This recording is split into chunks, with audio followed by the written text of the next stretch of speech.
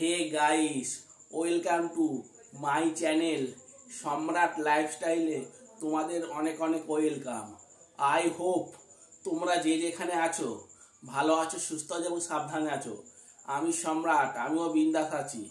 যা গরম পড়ছে, এবার মনে হবে বর্ষাকালে বেশি করে হবে এবং বৃষ্টি বেশি হবে এবং বজ্র বিদ্যুৎ সহ বৃষ্টি হবে। এখন চারিদিকে আবহাওয়া খুবই গরম, তোমরা নিশ্চয়ই জেনেছো। ইতিমধ্যেই ভারত পাকিস্তানের যুদ্ধ হয়েছিল। তোমরা নিশ্চয়ই জানো কেন যুদ্ধ হয়েছিল। পেহেলগাঁওতে 26 জন নিরীহ মানুষকে পাক দুষ্কৃতী জঙ্গিরা মেরেছিল, নিহত করেছিল গুলি করে, শুট করে। এবং আধার কার্ড দেখে কারা হিন্দু কারা মুসলমান, মুসলমানদের মারছে না, বেছে বেছে হিন্দুদের মারছে পাক জঙ্গিরা। তারই জবাব দিয়েছে আমাদের প্রধানমন্ত্রী নরেন্দ্র মোদীজি। তাই নরেন্দ্র মোদীজিকে আমি আমার থেকে জানাই অনেক অনেক ধন্যবাদ আর সালাম। এখনো হচ্ছে কি, কিছুদিন তোমরা নিশ্চয়ই জানছো, মিডিয়ার মাধ্যমে জানতে নিশ্চয়ই পেরেছো, একটা বড় ইউটিউবার নাম হচ্ছে জ্যোতি মালহোত্রা। সে কিন্তু পাকদের চর ভারতে কি খোঁজ খবর হচ্ছে না হচ্ছে সবই কিন্তু ওই জ্যোতি মালহোত্রা দিচ্ছে। কয়েকদিন আগে আমাদের পশ্চিমবাংলাতে এসে কল্যাণী সীমান্ত উঠে ব্যারাকপুরে গেছে, গিয়ে একটা নাম করা হোটেলে বিরিয়ানি খেয়েছে। বিরিয়ানি খাওয়ার পরে তারপর একটা শেরাফুলের বিয়েতে অংশগ্রহণ করেছে জ্যোতি মালহোত্রা এবং তার সাথে অন্যান্য অনেকেই কিছুই লোক ওর সঙ্গে জড়িত আছে, তারাও গিয়েছিল। এবং আমাদের পশ্চিমবাংলার সামনে কিন্তু আমাদের কিন্তু ইয়ে রয়েছে, ব্যারাকপুরে থানা রয়েছে, কোনো কিছু ভয় করেনি কিন্তু। তারপরে হচ্ছে কি, বিমান, আমাদের হাওড়ার ব্রিজ সবই কিন্তু ভিডিও করে পাঠিয়ে দিয়েছে। তার জোরে পুলিশ গোয়েন্দা বিভাগরা জ্যোতি মালহোত্রাকে গ্রেপ্তার করেছে এবং তার সাথে আরো একজন ইউটিউবার আছে। তাকে ধরে জঘন্য থেকে জঘন্য শাস্তি দেওয়া অবশ্যই উচিত। কিন্তু জ্যোতি মালহোত্রার বাবা কিছুই জানে না, মেয়ে কি করে না করে, এইটুকুনি জানে ইউটিউবে শুধু ভিডিও করে। পয়সা কি পাচ্ছে না পাচ্ছে কিছুই জানে না। পাকিস্তানে কতবার গেছে তার ঠিক নেই। ভারতের সমস্ত কিছু তথ্য ভারতের সমস্ত কিছু তথ্য পাকিস্তানকে দিয়ে দিচ্ছে। এবং টার্গেট ছিল পুরীর মন্দির ধ্বংস করা, এবং পুলিশরা জেরা করছে। আমার তো উচিত জঘন্য থেকে জঘন্য শাস্তি দেওয়া উচিত। আর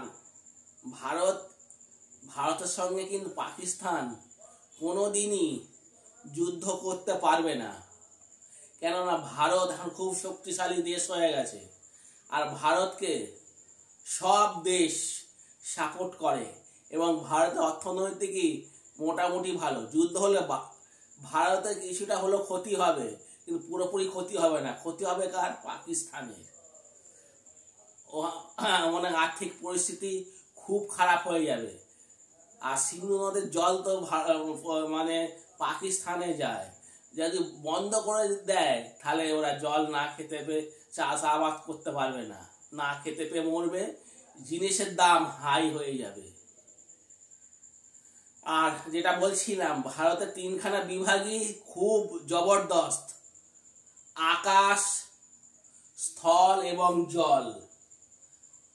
3টে বিভাগে পাকিস্তান ভারতের সঙ্গে পেরে উঠবে না। পাকিস্তান সবই বোঝে, না বুঝেও না বুঝ। পাকিস্তানকে কে সাহায্য করছে? পাকিস্তানকে কে সাহায্য করছে? আমেরিকা। আর আমেরিকারা তো বসে আছে, ওদের খুব আনন্দ হবে যদি যুদ্ধ হয়, কেননা ওখান থেকে তো সব অস্ত্র শস্ত্র কিনবে।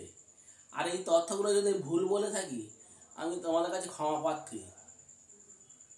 আর আকাশ বিভাগ যেটা বলছি, আর বিশেষ করে দুটো বিভাগ আরো বেশি শক্তিশালী, কমান্ডোরা বেশি শক্তিশালী।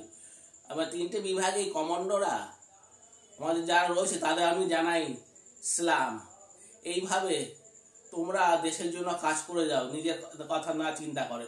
তোমরা সবসময় সুস্থ থাকবে, সবল থাকবে। আর ভারতেরও পারমাণবিক বোমা রয়েছে, পাকিস্তানেরও রয়েছে।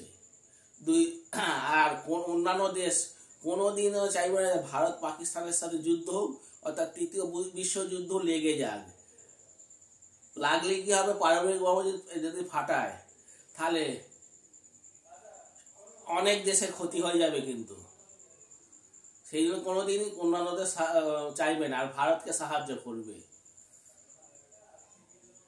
আর ভারতের কমান্ডোরা একদম কঠিনভাবে ট্রেনিং প্রাপ্ত, কিন্তু সহজেই ছেড়ে দেবে না। ওরা যদি ইট মারে পাটকেল ভারত দিয়ে দেবে, পাটকেলের দিয়ে জবাব দিয়ে দেবে।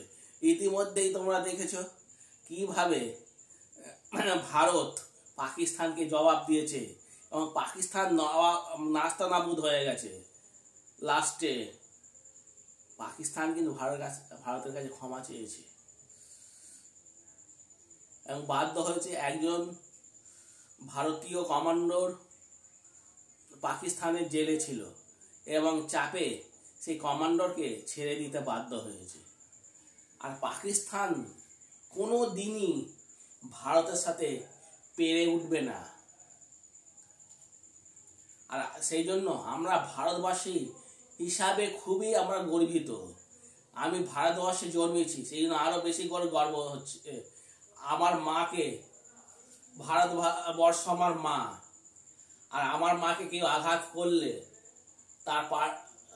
তার আঘাতের জবাব আমরা দিতে জানি, সেইভাবেই আমরা দিচ্ছি। ঠিক আছে? আর এই ভিডিওটা যদি ভালো লাগে তাহলে লাইক, শেয়ার, কমেন্ট করে আমার পাশে থাকবে এবং সাথে থাকবে। ঠিক আছে? আর ভারত আগের ভারত নেই, ভারত এখন অনেক উন্নত করে ফেলেছে, চাষাবাদের দিক দিয়ে, সব দিক দিয়ে। ভারত এখন বিশ্বসভায়, জগৎ সভায় আসন করে নিয়েছে কিন্তু। আর এই ভারতবর্ষেই অনেক মহাপুরুষ জন্মেছিল, জানো তো তোমরা নিশ্চয়ই। আর যুদ্ধ, আমরা কোনদিন যুদ্ধ চাই না, শান্তি চাই। যুদ্ধ হলে তো ক্ষতি হয়ে যাবে, অনেক কিছু ক্ষতি হয়ে যাবে। ঠিক আছে, ভিডিওটা বড় হয়ে যাচ্ছে, এখানেই শেষ করব।